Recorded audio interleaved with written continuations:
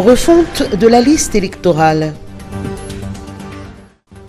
L'heure est aux vérifications. Les opérations de refonte totale de la liste électorale se poursuivent jusqu'au 31 mai 2023. La liste électorale provisoire est actuellement disponible auprès des bureaux de Fukuntani.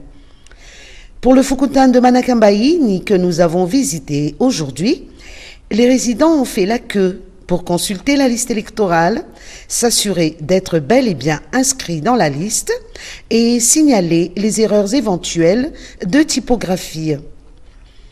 Cette mère de famille s'est dit satisfaite de cette opération de contrôle et a affirmé être prête à exercer son droit de vote.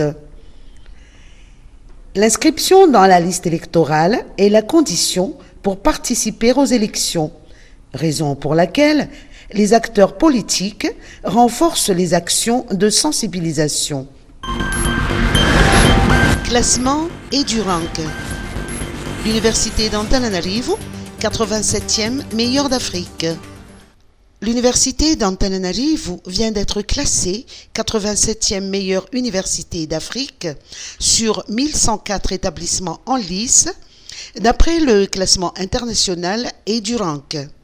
Elle gagne ainsi 5 places, puisque l'université d'Ankatsu se trouvait à la 92e place en 2022. Sur les 14 131 universités recensées par le site, dans 183 pays du monde, elle se situe à la 3621e place. Ce classement global tient compte de 3 critères, à savoir le nombre de publications d'articles scientifiques et de citations scientifiques attribuées à l'université, ainsi qu'à la réputation non académique et aux accomplissements des sortants de l'établissement. Pour ce qui est du parcours des sortants en particulier, EduRank a notamment fait référence à l'ancien président Ernesto Armampian, aux 2 anciens premiers ministres, Omer Berziki et Roger Koulou, ainsi qu'à l'actuel chef du gouvernement, Christian Tsaï. Anjrazouine. Inauguration du musée Renlayarvouni. La résidence du Premier ministre Renlayarvouni à Ambudstiri vient d'être baptisée musée Renlayarvouni. L'inauguration s'est faite aujourd'hui par le président de la République Anjrazouine à l'occasion de la Journée internationale des monuments et des sites. Et l'initiative coïncide également à la célébration du 195e anniversaire de la naissance de Renlayarvouni, Premier ministre sous les règnes successifs de Rasoirne, Ranavalna II et Ranavalna III, soit durant 31 ans, de 1864 à 1895. La résidence fait partie du patrimoine national depuis 1978.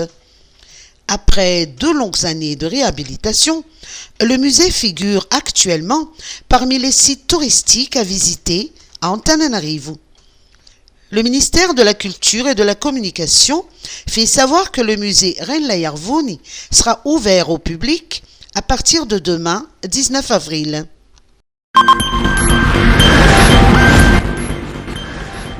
Barea. La FMF officialise le départ de Nicolas Dupuis. C'est officiel. La Fédération malgache de football a annoncé hier le départ de Nicolas Dupuis à la tête des Barea de Madagascar. Selon son communiqué, Nicolas Dupuis n'est plus le sélectionneur de l'équipe nationale.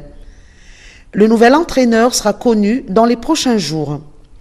Pour les Jeux des îles de l'océan Indien, Romuald Roro Rakutnjabe sera à la tête des Barea, tandis que Béatrice Théodore sera l'entraîneur de l'équipe nationale de football féminin et Boris Sanjemayeri à la tête des Barea Beach Soccer. Pour le COSAFA U20 et les Jeux de la francophonie, la FMF a choisi Amada Aboudou pour diriger la sélection nationale de football.